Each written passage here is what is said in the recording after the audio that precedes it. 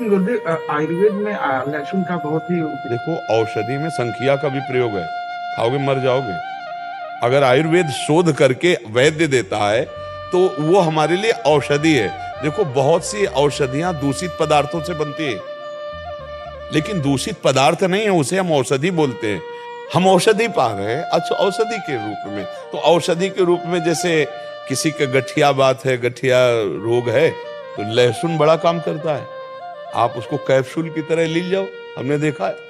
लेकिन चटनी और सब्जी और भोजन में नहीं डाल सकते। औषधि के रूप में वो बात अलग है। जब औषधि का नाम आता है तो औषधियों में क्या नहीं पड़ता, आप हमें क्या क्या नहीं पड़ता। अगर उसकी बनाने की पद्धतियां देखो तो तुम्हें घृणा हो जाएगी। बहुत सी ऐसी औषधियां हैं जिनकी बना, अब आपके देखो संखिया जहर है ना, हाँ, दमा आदि बीमारियों में आयुर्वेद में शोध करके उसे दिया जाता है। सांप काटे तो जहर का इंजेक्शन लगाया जाता है, नहीं लगाया जाता। तो अब औषधि और ऐसे प्रयोग भी है। देखो, विश्व ब्रह्मांड में 3 बातें हैं, सतोगुण, रजोगुण, तमोगुण। अब हमको भजन करने के लिए सात्विक वृत्ति चाहिए, निर्मल मति चाहिए, तो हमको रजोगुणी या तमोगुणी आहार त्यागना पड़ेगा। बस बात इतनी है, रजोगुणी तमोगुणी। अच्छा, वही जगह आलू होती है, वही जगह प्याज होता है, वही जगह मतलब गाजर होती है, वही जगह लहसुन होता है।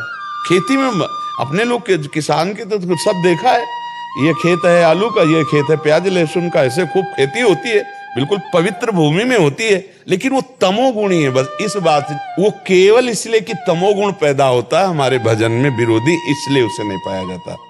तो अब लहसुन प्याज के बिना भी बढ़िया यार जीवन जिया जा सकता है, पूरी जिंदगी हो गई।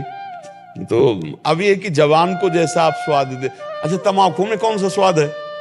जो नहीं खाते उनको पवा दो, उल्टी हो जाएगी, नहीं हो जाएगी?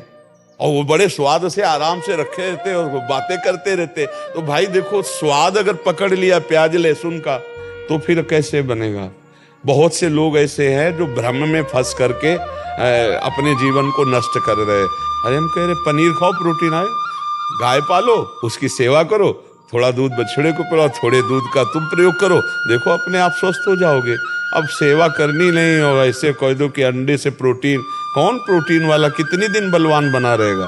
शरीर तो नाशवान है, अपराध तो बन ही रहा है, जीव तो उसमें है ही है, चैतन्य तो है ही है। अब देखो छोटे छोटे नहीं निकलते चूजा उसके, तो जीव नहीं उसमें। हाँ, तो क्या मूली में जीव नहीं है? क्या गाजर में जीव नहीं? क्या आलू में जीव नहीं? उखाड़ के फिर तो सूख जाएगा।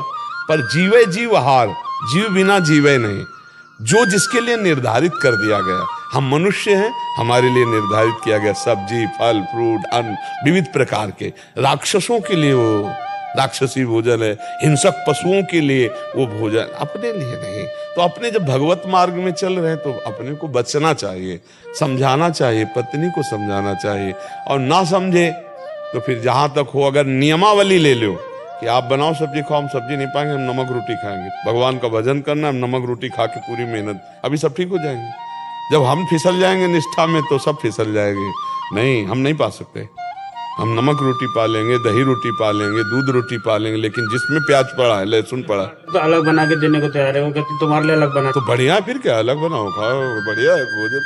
भजन करने के लिए थोड़ा सात्विक भाव तो चाहिए। भजन मार्ग में तो थोड़ा दुख सहना पड़ेगा, जबान को संभालना पड़ेगा। ये तुम खुद नहीं चाहते हो कि लहसुन की चटनी और प्याज वाली चौक वाली सब्जी के क्योंकि जो ऐसी पाता है, तो हम आपको बताए ना, चाहे जितनी बढ़िया दाल सब्जी हो, फिर उसकी जबान में अच्छा नहीं लगेगा, क्योंकि शादी एकदम सात्विक होती है। अब अपने लोग सात्विक